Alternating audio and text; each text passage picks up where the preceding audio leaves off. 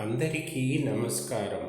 పింగళి కాటూరి కవులు వ్రాసిన సౌందరనందం కావ్యం నుంచి ఒక పద్యం వినిపిస్తున్నవారు బాలసుబ్రహ్మణ్యం కలవలపల్లి. సిద్ధార్థుడు బుద్ధుడు అయిన తరువాత కపిలవస్తు నగరానికి తిరిగి వచ్చిన సందర్భములోనిది ఈ పద్యం.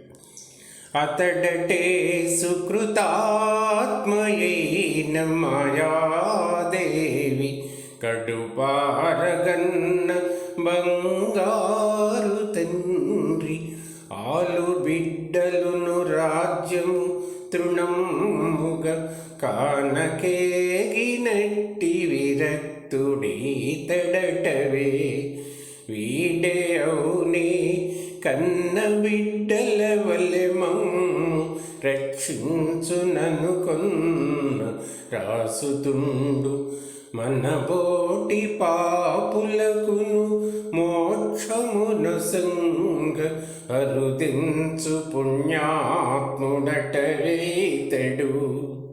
ఎంత భాగ్యమే ఎన్నాళ్ళకే లభించి సౌమ్య గంభీరమైన ఈ చక్కనయ్య నెమ్మగముగాంచు పుణ్యము నిఖిల జగములు ఏలగలవాడు కాదగడే తండు. నిఖిల జగములు ఏలగలవాడు కాదగడే